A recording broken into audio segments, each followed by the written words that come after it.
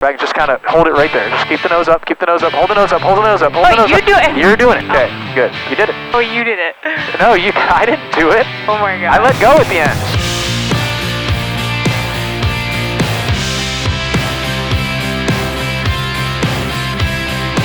We're here at Murray County Airport today. The weather is kind of crappy, but we are getting ready to go fly to North Carolina. I got Allie Bjerk with me, and we're gonna be talking about marketing, funnels, offer creation, and everything to do with driving a ton of traffic and leads into your business. Let's go.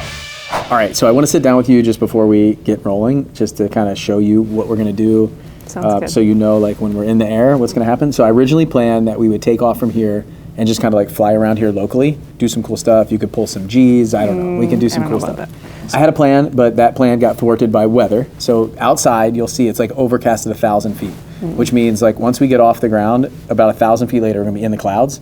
And it's a pretty thick layer, but once we pop out up top, we'll pop out into sunny skies, hopefully. If you have sunglasses, I told you to bring them. Okay. We'll wear them. I got my sunglasses. We'll probably be the only people today that get to see the sun because this weather's crap. A client of mine that's coming for the event that we have tomorrow, they're in North Carolina. So I'll show you the route. We'll take off out of here at Murray County, which is just south of Nashville. And I filed for direct. So we'll fly like straight east is about an hour, maybe an hour and 15 minutes for our flight, and land at some place called Moore County Airport. Like I called them, never been there before, but they have jet fuel and that's where they'll be. It's really close to his house over by Fort Bragg. We'll fly through Charlotte. They may give us some different routing around Charlotte. It's a really busy airport. And we'll be at 21,000 feet. I just turned the radar on here so you can see from Murray County to Moore County. This green is light rain, the darker green is more heavy rain, the yellow and red and orange is like rain, thunderstorms, lightning, stuff like that. So we do want to stay out of those kind of areas. You can see the direction that it's moving and then the cloud tops. So the cloud top's like 20,000 to 25,000 feet. I filed for 21,000. All this purple is like mixed rain and ice, and then all the blue is snow. So up here in Minnesota where you live, it's all snow. So we'll try to like cut through some of this weather. We might have to go off this route and go north or south. They put you on a vector, which is like a heading. And so they might give us some new routing once we get up there. But what we'll have to do is we'll get all set up.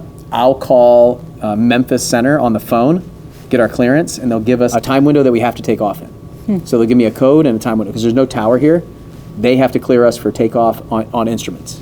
Wow. So otherwise, a tower usually does it. They'll give us a clearance, and then we can climb up and go in the clouds. But here, I actually have to, it's not towered, I have to call Memphis Center on the phone, and they give me my entire clearance, and they say, if you're not off deck by this time, this is void, and you can't leave. You have to call me back. So what we'll do is we'll get all the pre-flight done, we'll start up the plane, we'll taxi to the runway, I'll take my headset off, I'll call them, I'll get our clearance, we'll take off, and we'll check in with them right away. If the weather was at like 3,000 or 4,000 feet above the airport, then I can just take off in the clear skies, call them on the radio, and they give my clearance. But here, we'd be pretty low, and it's just dangerous to do it when the clouds are this low. Are you freaking out, or you feel good? A little nervous, but why are you nervous? Mostly good. Weather, and I've only flown with you once before. You didn't kill me last time, but hopefully everything will go to plan.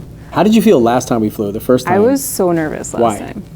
Because I'd never flown in a small plane before. Okay. And I just didn't understand how it worked, or if it was going to be more bumpy, or if you were trustworthy.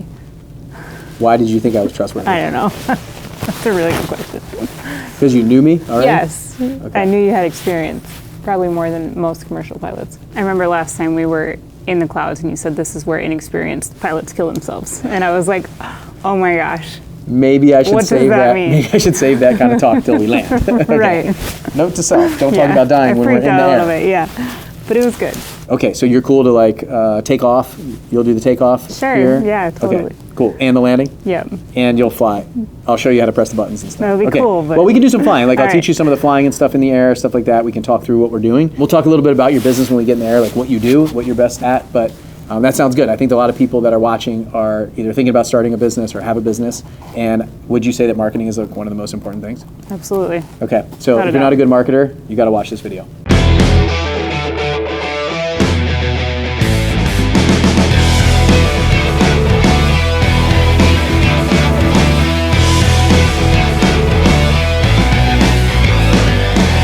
Okay, your headset was on the whole time. Awesome. Okay, can you hear me? Okay, good. iPad's charging, that's all good. Prop RPM. Starter is off. Ignition is coming, or boost has come back to auto. All right, so that's checked. Starters off, 28 volts, battery's charging, looks good. ITT is in the green. Partial separator is coming on.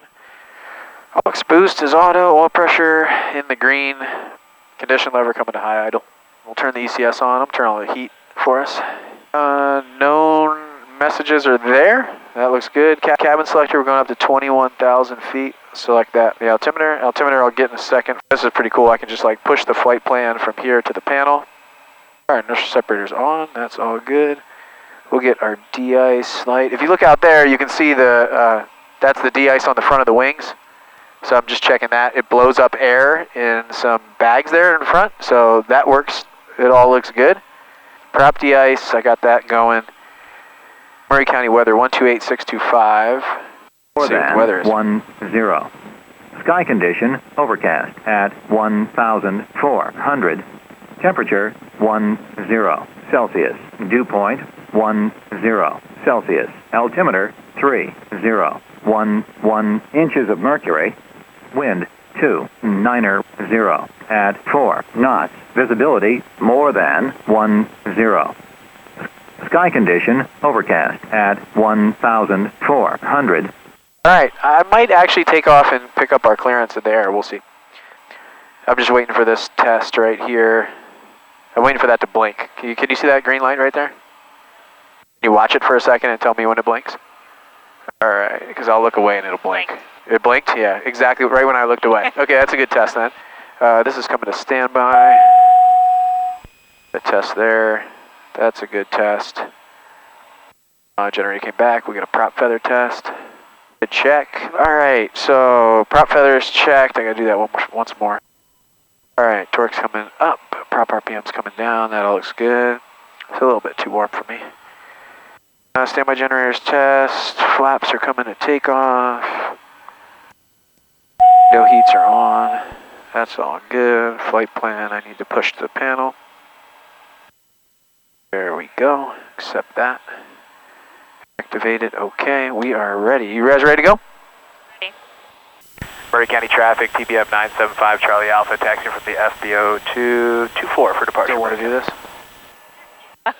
So put that mic like. Do you worry about birds, or is that not a thing? Well, I mean, I worry about them when I'm doing like 300 knots, but not when I'm doing like 4 knots down the taxiway. If they don't move, they're stupid. Like, they'll move, you know? Yep. 3011 I've got in the altimeter setting. I've got the destination, the flight plan in. So altitude, he's going to give us some altitude to climb to. I don't know, maybe it's like 1,000 feet. I'll just put it in for now.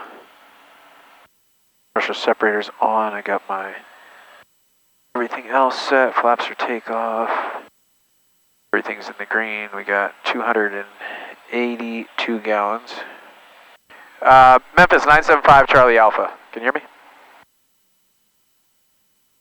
Okay, thanks. We're at Mike Romeo Charlie. Wanted to pick up our IFR clearance to Sierra Oscar Papa. Somebody said, wait, you have your own steering wheel? Yeah, you have your own steering wheel. You get to steer. Teach you how to fly in less than an hour. Perfect. I can get a plane.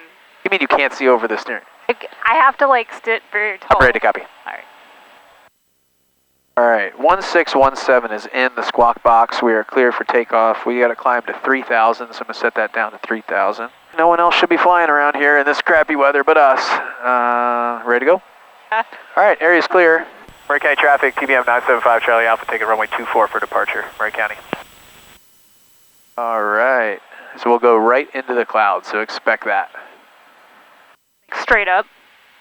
Straight up, yeah, we're going to hover. Oh man. Nah, we'll take off. It'll be a little bit. We'll have like a minute or two of good weather before we don't see anything again. Alright, I'm just going to check the prop real quick. It's working. Here we go. Power's up. There's 100%. Airspeed's alive, 58 knots, 60 knots, 100%. Everything's in the green. There's 85, 90 rotate. We are flying to positive rates, gears coming up, flaps are coming up. Partial separator's going to stay on because we're going in the clouds. Gears up, flaps up, yaw damper's coming on. Alright, coming left.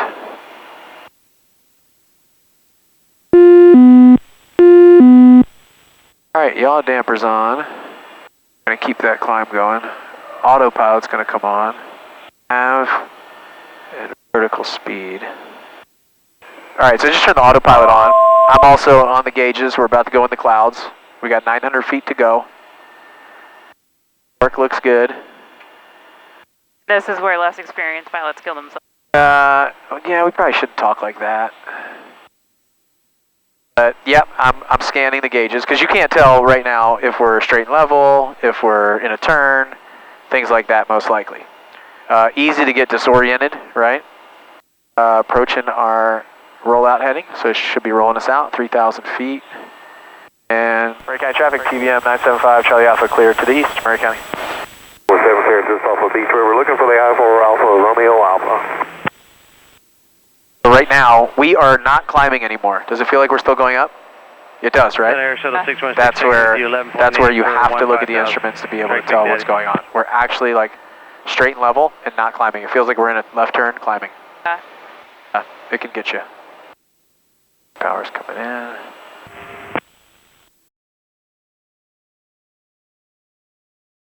Now that's a video right there. Look at that. We're the only people seeing the sun today. Alright, who are you and what are you doing in the front of my airplane?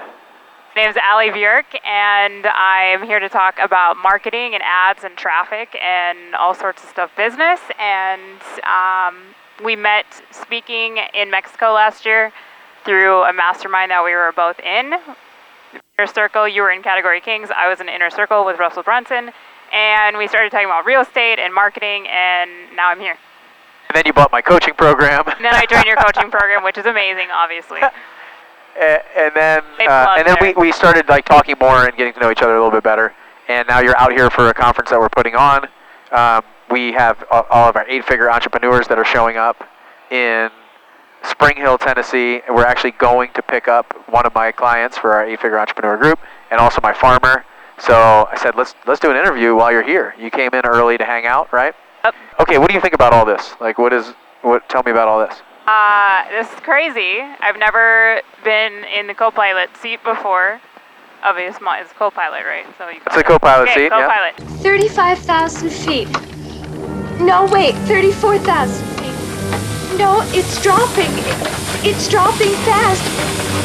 Why is it doing that?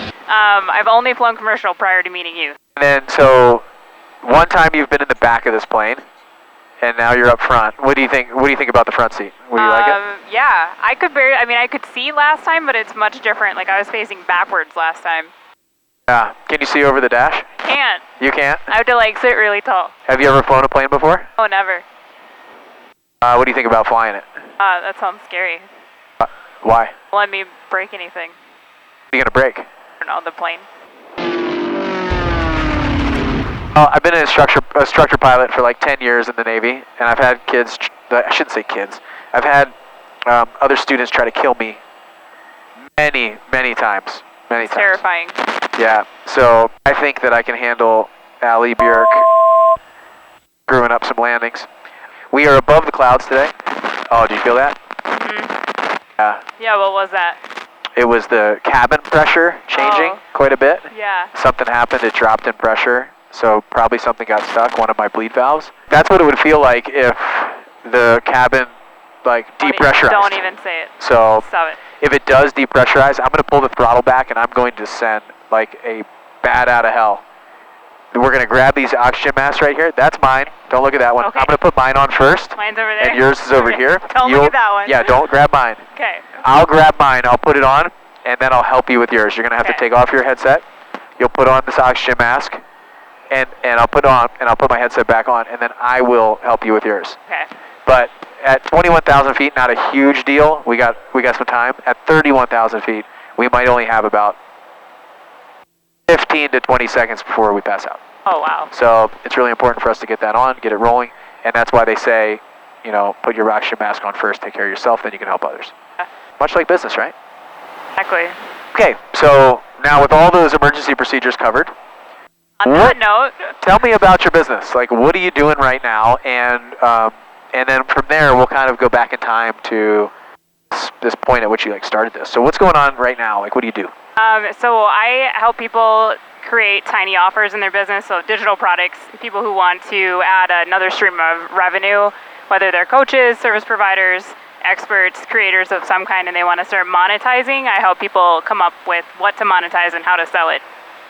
Okay, what is a tiny offer? I have no idea what you're talking about. Oh, a tiny offer is a digital product that is $50 or less, and it could be like a digital service or a tiny service if you do audits for people, if you, like set up an ad account for somebody for $50, just really to get people in the door and paid to acquire customers. Basically, instead of like what a lot of people do with freebies, sending ads to PDFs, this helps you get paid to build your email list. Okay, I'm going to help you with this for a second. I want it to be like really consistent. So just yell. Like nobody in the cockpit can hear you. I remember when I was a student, I'd get so nervous. Like I'm nervous and I'm flying and I'm trying to impress the instructor, and my mic is like sitting down here and I'm trying to talk, and my instructor is like, Bill, I can't hear what the hell you're talking about. And he'd just like yell at me and like throw things at me. And so I think just over time, as a pilot, you get used to like being really loud in the microphone so everybody can hear you. Because if you hear half of what the person's saying, it's like it could be really dangerous when you're working together to fly and keep everything safe, right? So who could have a tiny offer? Like what? Like could anybody have it? You mentioned a lot of like digital marketers. So like somebody's watching this, like a brick and mortar or any business. Like give me some examples of different areas of people that you've helped in tiny offers and what they would create to do something like that. It sounds interesting to me. Yeah, I mean, I think anybody can have a tiny offer, whether they are brick and mortar. Anyone who acquires customers that have a need or a problem they want to solve, they could have a tiny offer, something digital that they're monetizing. Okay, so an example, like if I was a dentist, like can I have something, or do you work more with like online marketers? Probably it makes more sense with online marketers. If I thought really hard, we could probably come up with something, but it's easier if you have an online business. Okay, I got an online business, and I'm doing like one-on-one coaching and consulting and stuff like that, and I want to figure out how to sell stuff online and acquire a customer for that. Does that sound right? Yeah, totally. Okay. Like, whatever the biggest question is that people come to you, if you can sell templates or swipe files or different things that people are asking for anyway, that's a really easy in people to pay some amount of money, whether it's $7 or $47, but just really cancels out your ad spend so that you can scale limitlessly without being stuck on your budget. So when I think about this as a real estate coach, I have a real estate coaching business called 7-Figure Flipping. Inside of that, I have like contracts that people are asking me about all the time, like a wholesale contract and a purchase agreement. That's like one page instead of the 13-page realtor contract. There's certain things that we do, like money lending. So I teach money lending too, like raising private capital. So a promissory note, a mortgage, stuff like that. That is a lot of uncertainty. You're saying like bundle something like that and sell it on the front end? Yeah, totally. Okay, what is another example that you might have of a client that you've worked with? So I've worked with people who are different types of coaches. Like I work with a lot of moms too. So I had a mom who created a tiny offer around what type of formula to pick for your baby, how to figure out if it was the right kind and how to choose it when you're at Target. And she ended up getting so much attention from her tiny offer that her company was purchased by a formula company to represent their brand. Okay, so what was her tiny offer? Her tiny offer was how to know you've chosen the right type of formula, basically, and like what to look for and what to test, and how to read the labels, and basically like a feeding guide for moms who were getting started with formula. It was just like a PDF or something that she sold? I mean, it's kind of like a mini course. I teach people to bundle content that's different types of content. So if it's like audio, video, maybe a PDF, so that even though it's the same thing repurposed into different formats, it feels like they're getting a lot. Otherwise, people would like download a PDF and be like, why did I just pay for this? This should have been a blog post. But if you put it in different formats, then it feels like it's a lot more valuable. Okay, that's interesting. People that are watching this are probably, they're either running a business right now or they're interested in starting a business. I bring entrepreneurs in the plane. We talk about really cool stuff like how they got there, things like that. Like, what were you doing before this, and what made you want to start this online business and kind of coaching company and stuff? I was a designer and a social media strategist. I mean, I did everything when it came to marketing. I was building websites for people, building funnels for people, pretty much a jack of all trades. This is before you started a business? Before, like, what were you doing? What were you back? doing when you were like, I want to like run my own company or do something? Like, you were a mom or something? What were you doing? Well, pre-being a mom, I was working at an agency, a web design agency, and I was doing SEO. So I was learning about keywords and optimizing. I was managing, like, as an SEO manager, I had like 50 different clients that I was working with. And then, yes, my son was born, and it's like my priorities really shifted. My time value shifted, and I started thinking about how much I was being paid per hour compared to how much I was paying for daycare. And it stopped being worth it to drop my kid off with someone else and feel like I was missing out on so much of his day. So I figured out, like, this is how many clients I would need. I also realized that the agency I was working for was paying me like $17 an hour and charging $90 for what I was doing. So really quick, I was like, man, if I could even charge like $30 an hour, and that felt like so much money. If I could charge $30 an hour and get X amount of clients, like I could quit my job, not pay for daycare, and it just felt like such a better option. So I started doing that, and I started out doing, I think it was like blogging and social media for people. My retainers were like $297 a month to do everything for a client. It was crazy cheap. And I learned really quickly that then I had like 10 bosses instead of having one boss through managing all these different social media accounts. So my prices started to come up a little bit. I started getting a little pickier about who I was working with, but my skill set kept expanding because first it was social media, and I was like, well, this isn't doing anything. I'm just posting on social media. That doesn't mean they're getting more sales. This doesn't feel valuable for them. So then I learned about direct response copywriting, and I learned about funnels, and I learned about how to actually know that what I was putting out into the marketing world was turning into dollars for them, and then I could prove that I was worth the investment to keep working with them.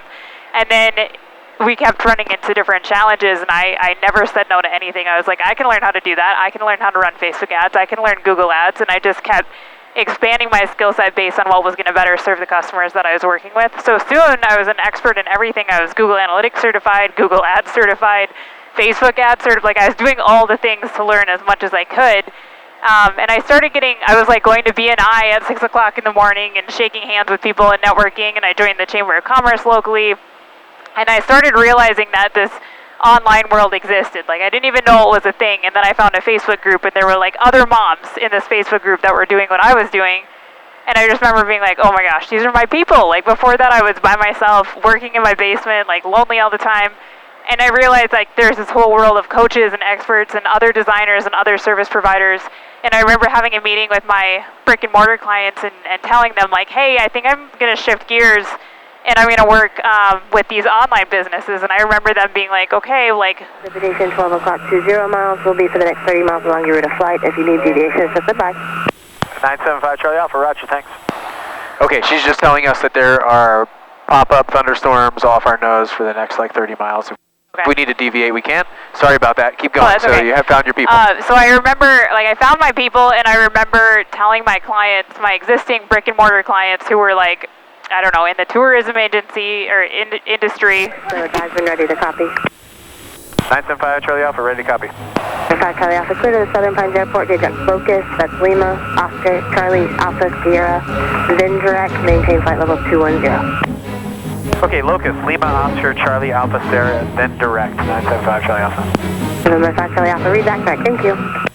Alright, just gotta adjust our flight plan real quick.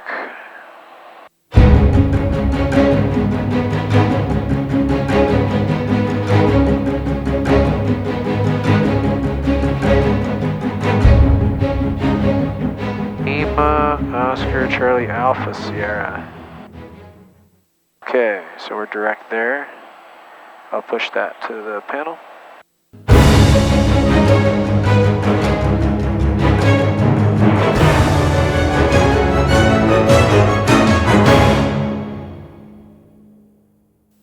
Alright, a little deviation in the flight plan.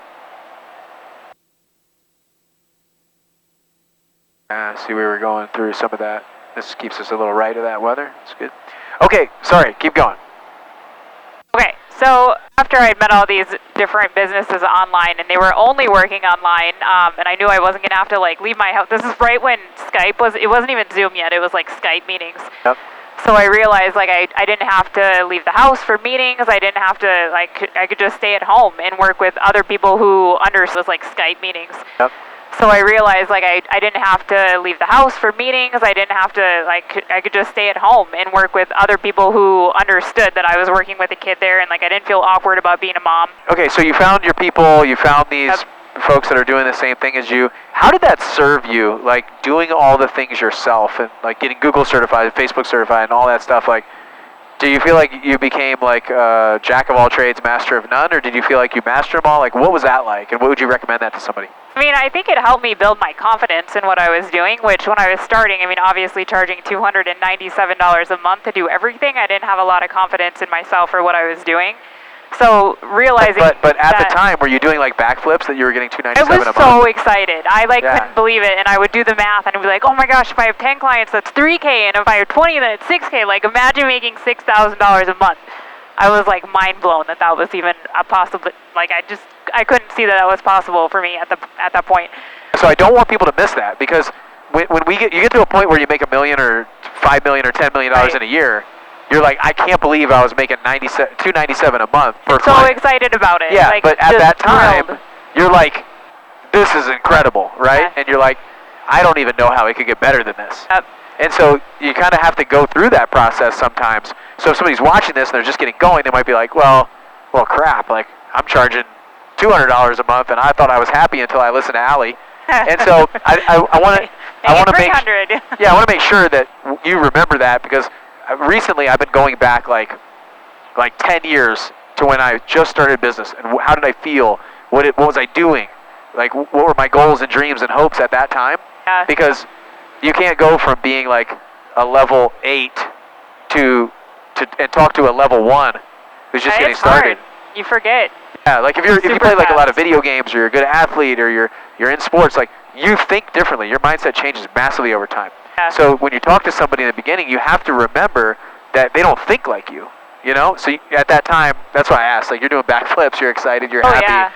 Yeah. I mean, I've journaled like every day for the last 5 years probably, and when I go back and read my old journal entries, it's like I didn't even write it, because I don't recognize the way I used to think, and I don't recognize some of the like thought patterns, and yeah, it's super crazy. Like, when I was doing the local work, I was working under a brand name, so I called myself Fulton Digital Marketing, because my maiden name was Fulton, not weird like Bjerk, but it was like, I debated for probably 6 months on, should I be a personal brand or should I stick with this business name? Like, I stayed stuck on the silliest decisions, and I didn't move forward at all because I just overthought everything. So I knew when I was in these online communities, I saw so many people operating as personal brands, and I was like, oh, should I jump? Like, should I be a personal brand?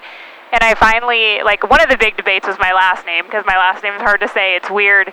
Like, I don't know if people are going to reject me as a business owner because I have a weird last name. Like, who cares? But I cared so much at the time. So I finally just decided, like, no, I'm going to be a personal brand. I'm going to, change my Facebook profile to my business name, and I'm just going to go all in and start marketing myself in these Facebook groups. And it was amazing how fast my business took off when I, like, finally made that decision and started putting myself out there as a personal brand. So making the decision to just go as opposed to either one, it wouldn't have mattered. It didn't matter. It could have been like, I don't know, pineapple marketing, and it wouldn't matter. So if you had done that 6 months earlier, it would have happened 6 months earlier. Yeah, well, and I think I kept identifying points where I was totally stuck and totally blocked because of what I was unwilling to do. Like, when I first started, I was terrified of video, which is ridiculous now looking at that, but I wouldn't even get on a Skype call. Like, I was trying to run an online business, and if somebody was like, hey, can I interview you on Skype to see if it's a good fit, I'd be like, nope, sorry, it has to be email. Like, I was so awkward that I refused video calls with people, and I always like identified these places where I was blocked, where I couldn't move forward on something, and I was like, dang, if I could just get on video with people, I would get so many more clients. So I made a point, like, in these Facebook groups, I put something out there and I said, hey, who wants to get on a coffee chat with me? Like, I'm an extrovert working in my basement. Like, I just want to talk to people. Who wants to get on a coffee chat?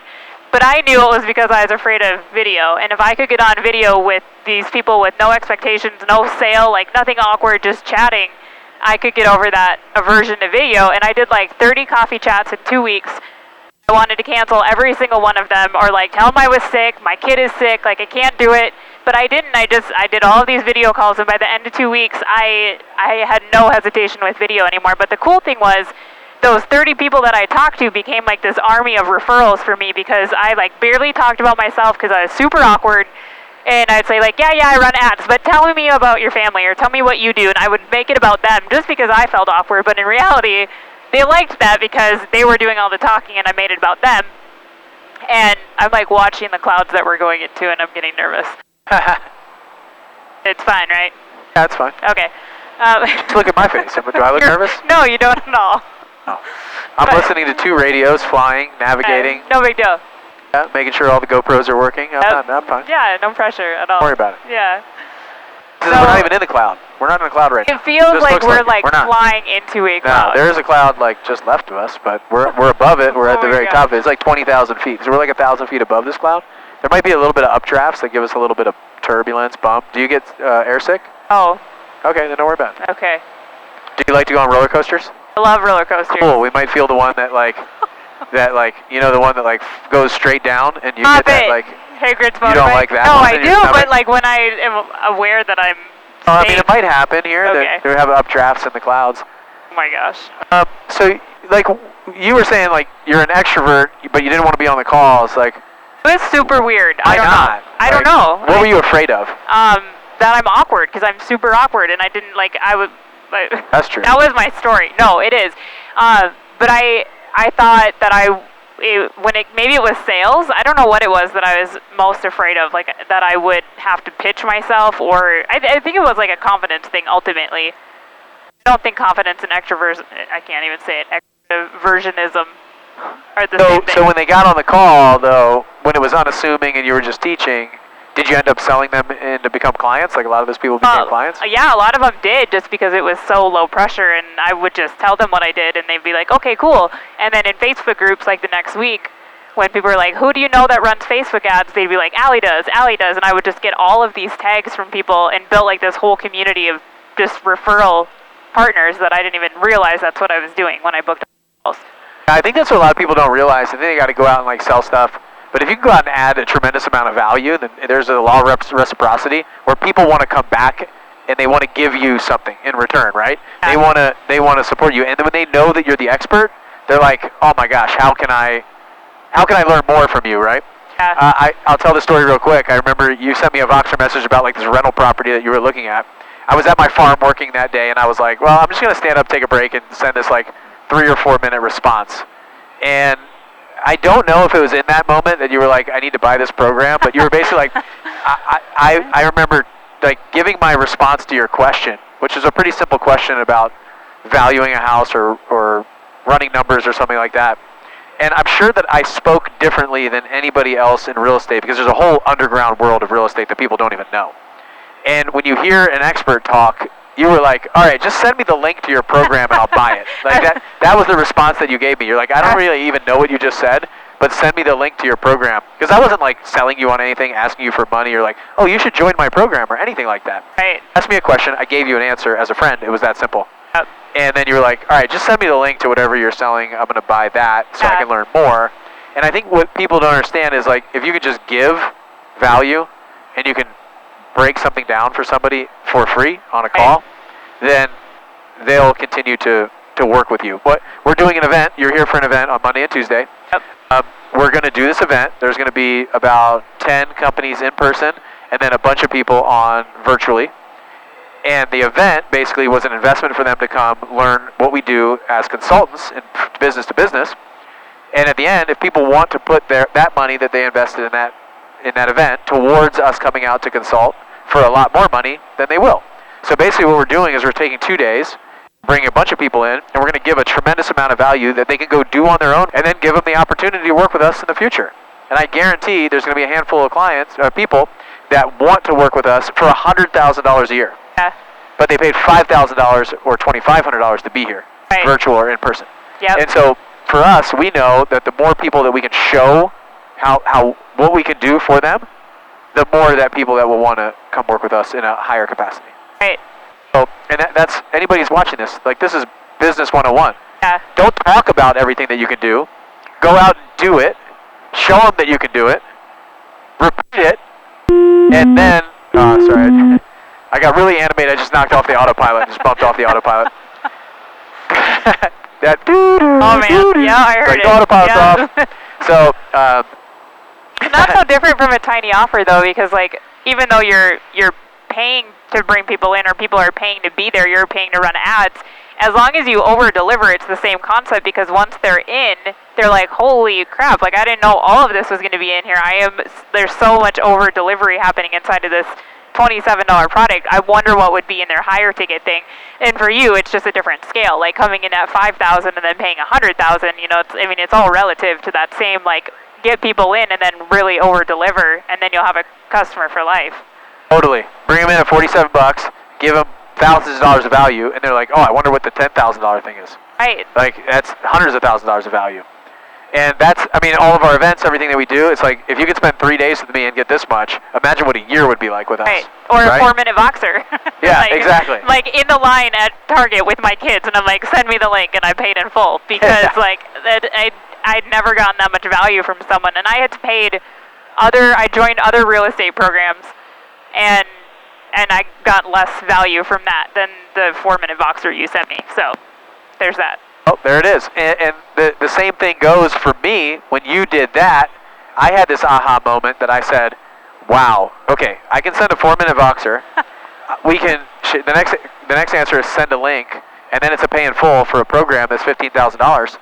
And so then then we sat down and brainstormed, okay, what does this customer avatar look like?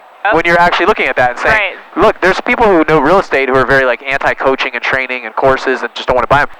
So we started looking at that avatar, right? At that person who has already bought courses, understands that a $15,000 investment, it makes sense. If they just get a small amount of value from it, it's $15,000 or more in value. And so we started saying like, well, hey, what would it look like if we start looking at these folks as our entire real estate coaching business as more of a biz op, like a business opportunity for somebody versus a accelerant who's already in real estate. So what if we have a more entrepreneurial avatar of somebody who wants to leave a W-2 job, or somebody that wants, you know, who is already invested in coaching, has already invested in self-development, personal development, because they're the people like you that's like, send me a link, pay in full, versus the folks that are like, I don't know if I can afford it, I don't have any money, I've learned from 10 other people in real estate, all this other stuff. I've bought all these things. They just don't see the value. And it's harder to get them to say yes, right? Yeah. And so or that's keep their payment plans active. Right, exactly. So when you look at that as a business owner, somebody who's watching this, right? Yep. The biggest takeaway that I would have is there's two things going on here. What did I do to deliver value to you to say yes, I'm going to buy as quickly as you did? And then me realizing that, wow, somebody just did that. How can I repeat that? And what should we change, or what kind of offer should we make, or event should we put together, or a different marketing strategy to go attract more people like you? Yeah. And I think that's what a lot of business owners miss. They miss the thing that's happening right in front of their face because they're too busy running up, like they're running into a brick wall that's right in front of them. If they just step like 2 feet to the right, there's a door right there. Yeah. They'll just like walk through it. There's a couple things of note on both of our sides there, and you probably see the same thing, and anybody watching this that runs a business, especially in info and coaching and consulting, they will see the same thing. Like add tremendous value. I think there were other factors too, though, because you think about it, I saw you speak in Mexico, and I was like, wow, that dude's smart. And then I saw you speak at a different Inner Circle event. So I know you've looked at like how many events people attend, but those are kind of like events with you speaking, and it wasn't your event, but I still saw you speak. And then to have your feedback personally, then it just, I mean, that was like I already had the expertise, like picture painted in my mind from the 2 events that I'd seen you speak at. So you could think about it of like, what other masterminds can I join and just get presence or make more connections in those masterminds too? Yep, so one thing that I'll give anybody that's watching is there's only one word I think that gets people to buy faster. There's one word, and it's all I think about, is trust. Yeah. You have to build trust in the customer, in the avatar, in the person that you're going towards. You build trust, they will buy from you. So now, the question becomes, how do I build trust faster? The speed at which I can build trust is the speed at which they buy. Right. So for me and you saw me in Mexico talk about hiring and building that kind of structure and funnel, and how we build our team out, and how we use personality profiles and surveys and things like that to build the team. And then after that, I don't know where it was, Inner Circle meeting. Something in Boise, yeah. Oh, okay, Inner Circle meeting in Boise, where I made it presented, or I went up on stage talking about something that we were doing. And so then it's like, okay, well, and then I'm speaking at Funnel Hacking Live, so there's like Russell saying this guy is this, so now it's transferred trust from person that you trust to you, and so now there's credibility, right, that lines up, and then when that met expertise, then it was like, okay, I'm done. Right. And so there was a lot of build-up. It wasn't like one message and it was a 4-minute boxer and you were like, here's my credit card. But that would be reckless. True. There's a whole other story of that word with you. So the conversation then goes to, how do we build trust faster with our potential customers? And it's not necessarily Reels and TikToks, because I might be entertained by Reels and TikToks, but it's not always going to build trust. So how do we do it? Let's go there. How do we do it? How do we build trust fast? How do you, like with your tiny offers, with your structure, I mean, you're helping people do this. How does the tiny offer build into building trust? And then what do you do after that to get them to buy something that's more high ticket, or develop more of this passive income strategy that you're teaching? Yeah, I mean, the tiny offers build trust because it's such a low, it's an impulse purchase. Like, people don't have to think about it. They can just use their PayPal or pull out their credit card and put in 27 or 47 bucks, and it's not really going to impact their day. Plus, I put a lot on the sales page where there's money back guarantee, so there's a lot of risk reversal that goes on when they are purchasing. But then they get in there and they're like, oh my gosh, this is more value in it than other programs that I paid $10,000 for, and it's so quick that they get that quick win, and the quick win is what really catapults people into momentum because they feel it, they're taking action, they're getting excited, they're actually doing something instead of like these massive courses that people buy and they don't even open them. They go through all the content because it's a tiny offer and that trust is established, and they see me as the expert that got them that quick win, and already then there's that reciprocity again of like, wow, Allie got me this result with a $47 product. What else is available? Or what could happen if I joined her 25K program or whatever it might be? Yep. And so, okay, so you've got, let's talk more. So I agree with that. I think what I love is if I can get a credit card from somebody, that's a commitment. I look at everything as a commitment. And lifetime value. Yeah, so you've got, the first thing that somebody's going to do is trade like an email address or a phone, which, by the way, you guys hold your email address tighter than I've seen anything in the entire world. And I understand that, but like in the very beginning, they're like, I'm not trading my email address. They're just going to email me all the time, which I am, by the way. And Allie will too, and any other marketer, they're going to email you a lot. Anytime I think of what I'm creating, if it's an opt-in, email, phone number, name, whatever it is, that has to be so valuable that you're willing to trade something that's important to you as the consumer, to trade it to me for the thing that I have. Yep. So I teach my team all the time. It's like, whatever we're creating, whatever offer, whatever, if it's even as free opt-in, like they're still hitting the page going, do I want to trade something that I hold valuable, which is my email address or my phone number or both. And so we create something good, then they make that trade. But I really don't think that we get to the point of like customer client consummation until the credit card comes out and goes in, even if it's a credit card for a free trial that you'll be charged 30 days from now. Right. Because then we hit a next level of trust. Then the credit card goes. Yep. Even if it's a $7 product. Like, I got a free book. By the way, it's at 7ffbook.com. You can check it out, and if you love this, you should subscribe to the channel right now. So, you go to 7ffbook.com. It's a free book. You pay $7.95 for shipping. It costs me about $15 to print and ship that book and send it to you. Yep. So it costs me money, but you pay $7.95 for it, and you make a commitment to me with a purchase. And now you say, okay, I'm willing to pull my credit card. I trust this guy enough to pull my credit card out and pay $7.95. Even though you think you're paying USPS $7.95, you're really offsetting my $15, $14 cost at $7.95. Right. So, and then I know that once I have that, you're way more likely to buy something from me in the future. Yeah. And that's so important. So that's where I think the tiny offer comes in, to a point of, like, how can I just get them to make, from a micro commitment of an email address to an actual commitment and even the next step of trust. Yeah. So anytime you're building out a value ladder or anything like this, that's what I look at. It's like, how do we move up that value ladder and build that trust? Right. And it's not necessarily the amount of money. So think about like the thing that person actually has to do to take that next step, and what they're trading, because they're trading something, and the thing that you have just has to be more valuable than them. And then when you give them something that's massively valuable, like your tiny offer, for $27, and they're like, oh my gosh, I would have paid thousands of dollars for this, then you've got a massive amount of trust and reciprocity coming. Right. Brooke Castillo said something at Funnel Hacking Live this year where she said if people aren't buying from you, it's not because they don't believe in you, it's because they don't believe in themselves. And that was like one of the most profound things I've ever heard, because it's so true when people don't buy the programs, or when they do buy tiny offers, like it helps them see themselves in a different light if they are taking action and getting that result. And I think that's one of the biggest reasons why trust is established, is because they see that transformation. And I know this is a lot about what you talk about with the hero's journey, but they see themselves transform because of this tiny offer purchase. And another thing that you can do inside of the products is build in case studies and build in stories, so it doesn't even feel like testimonials, but they're seeing other people do it, so they're starting to think like, wow, I could do something like this too. For a lot of people who sell like super high ticket programs, one of the things that they can do is build or sell case studies that explain how other people got results from the programs, and it's just like story after story after story, but it's sold as a case study to show people or different examples of like, hey, this is what you could do, or this is what you could launch. And then once they're in, they're really inspired, and they start imagining like, wow, maybe I could be somebody who does get results like these other people. So that can work really well too. One thing I want to talk about with that Brooke Castillo quote, if they're not buying from you, it's not that they don't believe in you, it's that they don't believe in themselves. So I agree with that, and I kind of like, there's a piece of me that says, look, if they're not buying from you, there's two things that happen.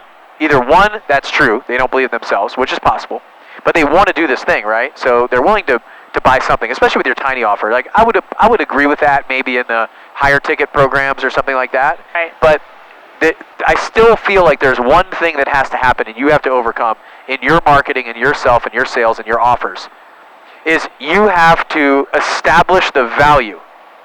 If you haven't established the value of that thing, then they don't value it. Like if they're not buying it from me, they don't value value either my experience, my knowledge, my expertise, what I can do for them, what we can help them with. Like we have done a bad job at conveying value of what we have to offer, so that they then say, my $15,000 is more valuable to me than that thing. Which, by the way, if you're watching this, that thing is not your offer. That thing is the result that your offer provides to that person. So if you're not conveying the results that you can get for them or with them, then that's probably why they're not buying from you, because they don't value it. Yeah. Is it the belief that result is possible for them, or that you're the one capable of getting them that result? Well, in that belief piece is like, it's very rare that somebody, like, I look at belief as like, my job is to transfer belief. Like my job as the attractive character of our company, the person that is out there in the front, right? Yep. And somebody might be watching this and be like, dude, did you just call yourself an attractive character? That's not cool. You're a reluctant hero, like whatever you want to call me, or whatever you want to call yourself. Right. You're the person that is out there, the face of the company, the person that's doing the marketing, that's running the podcast, doing this kind of show, right? You've got to be able to change belief from that person, that they can do it. Like, and that person is going to, at some point, like, believe that they can do it. If that person can do it, I can do it. And that's the breakthrough that happens. But then they also have to say, the value is here. Like, this is the program for me. This is the person for me. This is the leader for me. I see value. Because I remember when I bought my first high-ticket program, it was $25,000. I was so cheap, I had never bought a book, never bought anything. I looked at $25,000 like an Acura or a Honda. That's, in my head, it was an expense. It was money that I was spending and this is from a real estate guy who owned real estate at the time, who looked at it like an Acura or Honda. I literally said that to my dad when I was thinking about buying a 25K program, which is a liability. Right. A Honda and Acura is a liability. And I'm sitting there like saying that I'm going to invest is not the word, spend $25,000 on a program that's the same as a liability. I coupled it with a liability, which is a huge problem. And that was my mindset at the time. Right. Because I was like formally educated.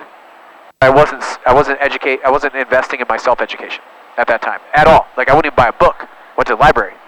And I waited 3 weeks when the library was out of the book to get the book that I needed to answer the question that I had. It's ridiculous. And so when that changed, the first time that changed was when I spent $25,000. And I just said spend instead of invest. Like, I invested $25,000, but at the time I thought I was spending it. So that's the shift that has to happen in your customers. That's the shift that has to happen in all of us. And if you had asked me at that time, like, don't you believe in yourself? I'd be like, yeah, like everything I've ever set my mind to, I've accomplished. Yeah. Of course I believe in myself. My dad asked me that question when I was talking about buying that 25K program. And I said, of course. And he's like, well, then why are we having this conversation? There's much more to it. But he's like, well, I mean, if you believe in yourself, why wouldn't you do this? And I needed some like logical reason as an engineer to do it. And it was the value. It was like the fact that I'm spending 25K here is what I thought. Right. Like, do I think that I will get 25K or more back? And then my dad asked me another question. His follow-up question was, these people sound like consultants. How much did you make on your last house that you flipped? And I said, I made $45,000. And he said, do you think, he said, they're doing 100 a year, you're doing 1 a year. Do you think that that $25,000 and hiring those guys as consultants basically would help you do one more deal next year? And I said to him, well, if it doesn't, I would be really pissed. Of course. Yep. I want to do 12. Of course, I think it can help me do 2. Like, I'm doing 1 right now on my own. With the help of people that are doing 100, I could do 2. And he goes, why are we even having this conversation then? Yep. Wouldn't you invest $25,000 to get $45,000 back? And I was like, okay, yeah, I have no rebuttal to that. So that was the belief and then the value. Well, back to what you were saying, though, I think once that belief is there, too, as long as that trust has been established, then it's like a no-brainer for people. So how does marketing help? Like, what are some tips that you have for the people that are watching that like, in your experience, how to help with all this in your marketing? I think you said something really interesting when you said that you were a logical buyer. I'm an emotional buyer. So I think it's understanding that there are 2 different types of buyers and that you'll have logical buyers and emotional buyers, and being able to figure out the messaging to attract both and building that belief and building that trust to get people to say yes to what you're selling. Yeah, I always look at like this ELF concept, emotion, logic, and fear. Fear being more like time-based.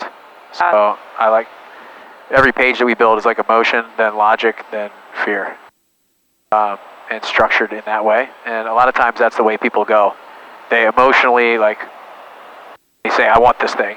And they're like, oh, I either can or can't. Like, they'll logically justify it. And then they won't actually do it until the timeline gets down to some point. We do like countdown, 2 days left, 1 day left. That night, everybody's buying tickets to our events and stuff same. like that. It's just so people need urgency. They need it. So what's like the biggest tip that you can give on the marketing side for somebody who's like just getting started? Like, they want to start marketing online. They want to start. Maybe they have an idea of a business or a product or something like that. Like, what are some like big, hard-hitting tips that you can give that they can use like right now? I think the biggest skill that people should focus on developing is direct response copywriting or messaging in general. So figuring out what your audience needs, what they will emotionally respond to, and people skip over the research side way more than they should. And even if it's looking at competitors or looking at what comments people are leaving in other Facebook groups or on YouTube videos or Amazon books, like really studying your avatar and knowing what makes them tick, that is like so many people just jump into trying to sell a product without doing the word research and figuring out what their people are actually saying. So if you can get deeper into that, I think that makes everything else easier, from designing your offers to writing your sales pages, like any of that, if you know what your people are actually saying. Like their words, not just what you think they're saying, but copying and pasting the actual words that you see them say in other places and putting that on your sales pages. Okay, I want you to say that again, because I don't think, like, I have not been doing that. That was something big takeaway that I had from an event that I attended recently. What is an actual strategic tip that they can use to do that? Like, how do you get their words and like, and make sure, I'm just gonna like put a exclamation point on that. Use their words. So give an example of that, and like, how do they do that? Yeah, I mean, whether it's like a Google Doc or a spreadsheet, like just I copy and paste things that I find randomly, and I will put them in this Google Doc. How do you find them from your customers? I lurk around the internet. I'm a total creep. She can see us. I'm in a lot of other people's Facebook groups. I watch YouTube videos. I look at podcast reviews. Like, I am always scanning the comments of other people's stuff. And if I see somebody that I'm like, oh, they seem like someone who could be my avatar, I look at their response, I look at what they're saying, like what they're thinking about, how they're framing it in their brains, and I will copy and paste exactly what their words are and put it into this Google Doc. And then the next time that I'm trying to figure out, a new offer to sell, or if I'm writing a new sales page, or even coming up with content to create, I have this whole doc that I can reference and really get into the head of the person that I'm trying to serve. Love it. I love that. All right, we're squawking 1200, and I've got Fayetteville up here. All right, let's do this. We're passing 6,000 feet. We're heading east. You can follow that purple line. And you have the controls. You're flying. What do I do? I'm not sure. Well, no, Well, you have to be tell me careful. what to do. So pull the stick back up. Not too my much. gosh. All right. You have to give me a lesson at least. Yeah, I'm giving you a lesson. But All you have right, the controls. Okay. All right. So turn a little bit left. Okay. Just look outside. There's nothing to see inside. Outside, there's like a big brown line out there. Do you see it? No. So straight ahead, there's like, push the nose down a little bit. Oh my gosh. Now we're on a roller coaster. Okay, level the wings. It. Turn a little bit left to level the wings, like right there. Okay. I want to see a little bit more ground than sky right now. We're at 6,000 feet. See that lake? Yes. Right there? If you look up and right from that, there's a little like strip cut out of the trees. Do you see it? Yeah. Go there. That's the runway. Oh, okay. That's the runway. Oh, sure. You see it? Yeah. Yeah, so just like point towards it. So like turn left. Just turn, you can't really screw this up. Turn hard left. Okay, that's left. Turn right. All right. Turn right. Go ahead. I Turn am. right. It's not like okay, that's right. Okay. Now level it out. Okay, now I see like all ground. All ground is bad, so pull back a little bit or we're gonna crash. Okay, so level the wings. Level the wings. Right I'm trying to there. remember how to do that. Just so like look outside. There's nothing to see inside. Okay, There's okay. like you're not playing I a was video trying game. to watch that. No, don't do that. That's Okay. just gonna screw you up. Okay. Look outside. There's a Okay. horizon right there. Yeah. When you see the horizon is level, you're level. I can still push barely the nose see. down a little bit. Okay. Okay, so there's a couple things that we're going to have to do here. We're going to have to get the gear down. Can you also talk while you fly? Like, No, can you I can't. You I can't. cannot. Okay. I'm not a multitasker by So can any you means. imagine what it's like when you're learning to fly and you have to like talk and so keep pushing the nose down. I'm seeing like just as much sky as ground, so that means we're level. We're 4,000 feet. The runway is at 459 feet. So I want to go down to about 2,000 here. And so we had the runway in sight. It's over there. Do you still see that brown strip that we're flying towards? Oh yeah. Okay, you're Go not that flying way? towards it anymore. Yeah. So just Sorry. like it's okay. Got distracted. Just kind of go over there left a little bit. All right, let's start roll wings level. That's good. Like roll out here. Just let's follow this road towards that water tower. So like small things usually help. Do you want to land too? Here, let me pull the power back a little no. bit. Okay. I mean, I think you can. No. Have you seen that video of the girl who lands without any wheels or something? Landing gear? You're still flying. Why are you looking at me and not holding the controls? I got distracted. All right, here, I'm This going is to help you a why I little don't bit. do this. I'm going to help you a little bit. Okay. I'm flying with you. Okay, I'm good. with you. Okay. All right, we're going to slow down a little bit because we got to get below 178 to put the gear down. I'm going to pull the power back here to get the gear down. Inertial separator's on, so we got that going. All right, we're below 178. Turn left a little bit. Got to bleed off about 500 feet. Keep the nose back a little. So when you turn left, what happens is we lose a little bit of lift. So inevitably the airplane wants to go down when you turn because your lift vector turns to the left or right.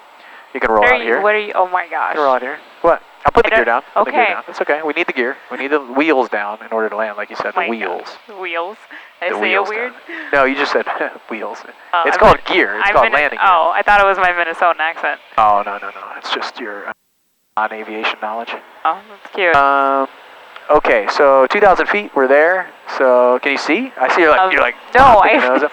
There's actually, see. yeah, you kind of like just got to fly by the force. Okay, 120 don't know what that knots. You know the force like Star Wars? Uh, Okay, 4 miles out. We're going to put the flaps down. So I'm going to put the flaps to take off out here. So gear is down. We got 3 green lights. I'm actually going to take my sunglasses off so I can see a little bit better. So now I see more sky. We're up. We're getting like really like high. Sorry. So turn right. You see? So that's the runway down there. We got to like land on that thing. So so a little bit right. So basically, what you're going to do is you're going to come right. What you're gonna do? So we're going to kind of fly this way a little bit, and then we want to turn left where we have like a straightaway to that runway. So you want to kind of come out to basically like, you see that big school right there to the left of that lake? We want to like fly to that. Yeah. And then we'll turn to, so like roll out right here by the lake. Then we'll fly like kind of towards that school. I'll help you land. Gears down, flaps are takeoff. Let's get the flaps to landing. We'll use landing flaps. So we're below 122 or 128, I think, is our flap speed. We're going to land runway 5.